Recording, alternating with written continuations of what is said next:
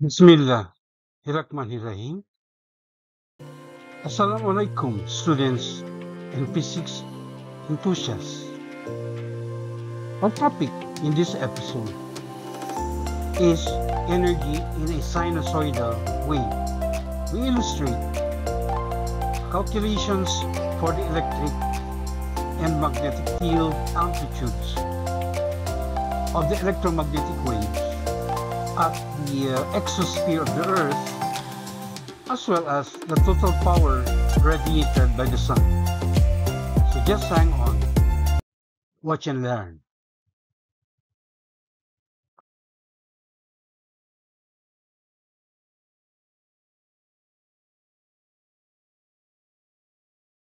The problem is the sun emits light, which we can regard as a sinusoidal wave, equally in all directions. The distance from the sun to the earth is 1.50 raised to the 11th power meters, and the intensity of the sunlight that reaches the top of the earth's atmosphere is 1.36 kilowatt per meter squared.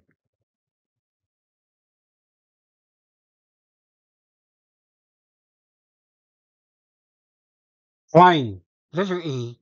The amplitudes of the electric field and magnetic field at the top of the atmosphere. And question letter B. Find the total power radiated by the sun.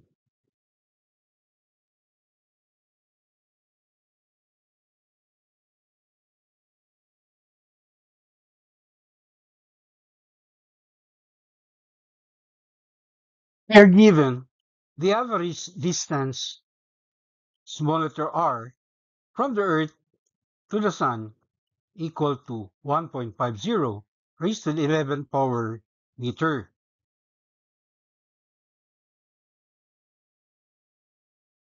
The intensity, capital I, equals 1.36 raised to the third power watts per meter squared. This is the intensity of the sunlight that reaches the top of the Earth's atmosphere, also known as the exosphere. And our target variables for part A, we have the amplitudes of the electric field, denoted by capital E sub mux, and the amplitude of the magnetic field, denoted by capital B sub mux.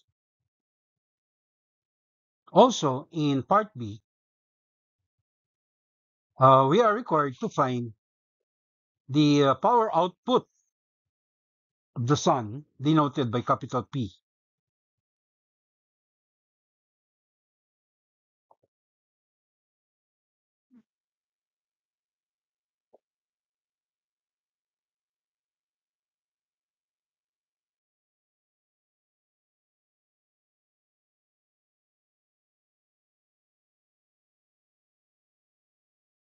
We start our calculations by first finding the surface area of an imaginary sphere formed by the given distance from the Earth to the Sun, representing the radius small r of the imaginary spherical surface area capital A, which is equal to 4 pi r squared. That is, the surface area capital A equals 4 pi multiplied by the square of uh, the radius small r, 1.50 raised to the 11th power meter. So when you do our math, we get the value of the surface area capital A equal to 2.83 raised to the 23rd power meter squared, rounded to three significant figures.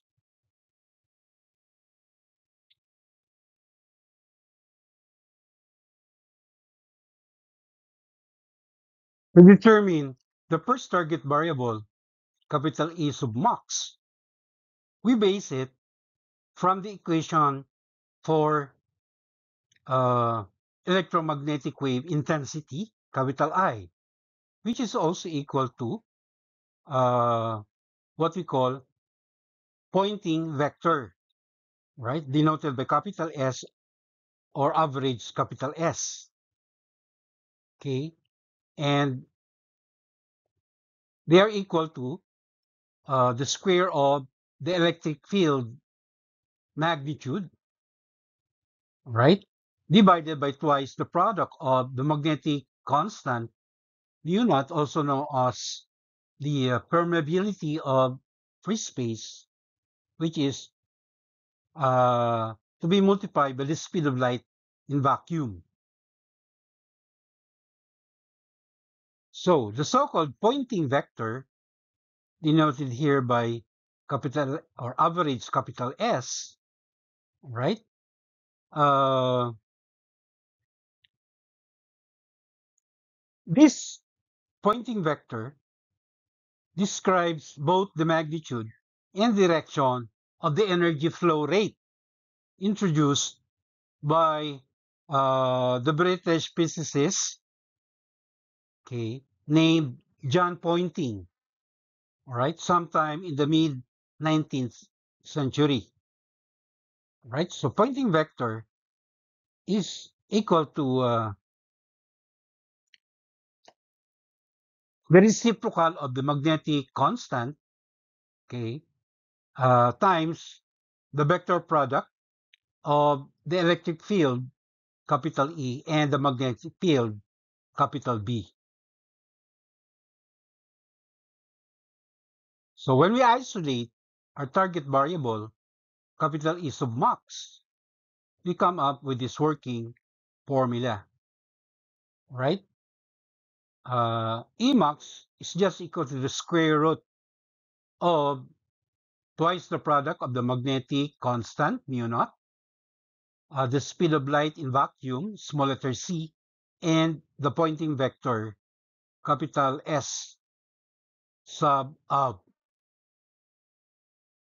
So when we substitute, we get the magnitude of the maximum electric field, or capital E sub mux, equal to the square root of 2 times 4 pi raised to the negative 7 Tesla meter per ampere.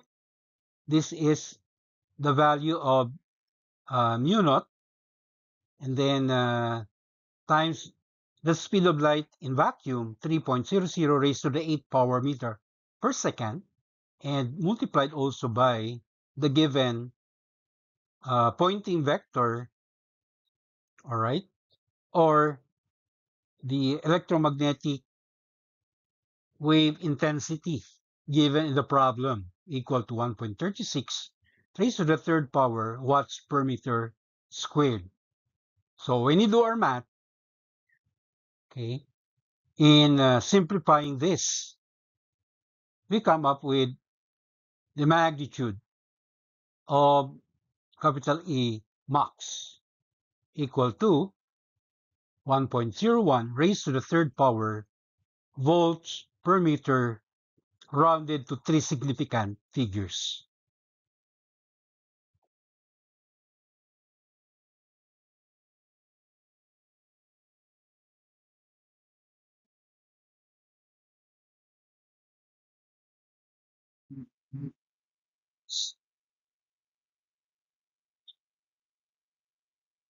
Likewise, to calculate for the maximum magnetic field, capital B mux, we simply divide the computed electric field or maximum electric field, E mux, by the speed of light in vacuum, or that is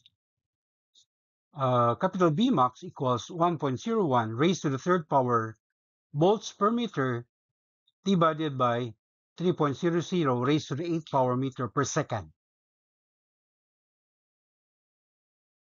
which is, of course, equal to uh, capital B max equals 3.37 raised to the negative 6 power Tesla.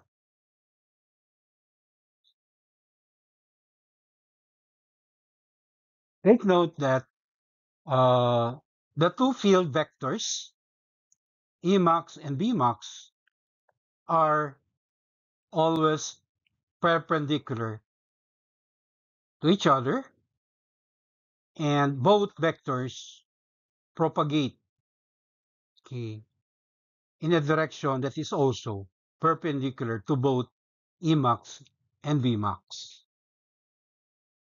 So our answer here is rounded also to three significant figures.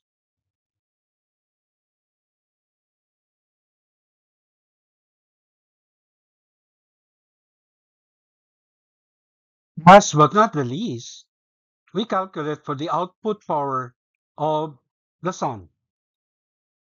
We just multiply the given intensity, capital I, by the surface area of the imaginary sphere defined by the given radius, small letter r.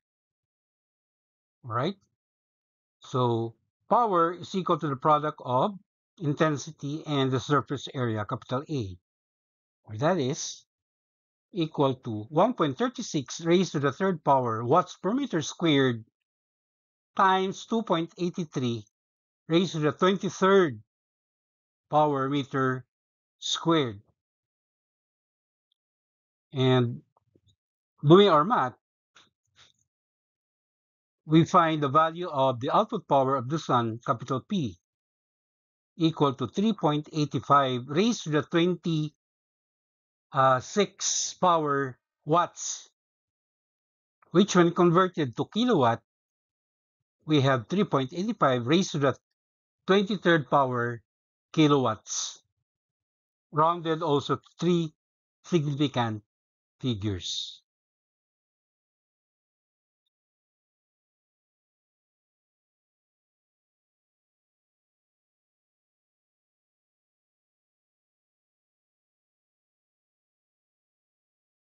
Before we end, let us emphasize the key concept in this lesson.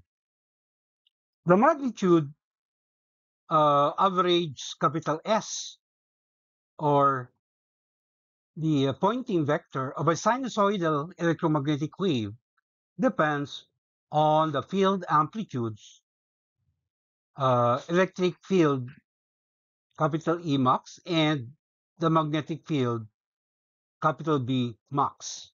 The value of the Poynting vector is proportional to the product of capital E max and capital B max. So on this note, may I say, mabuhay. Till the next episode, MashaAllah.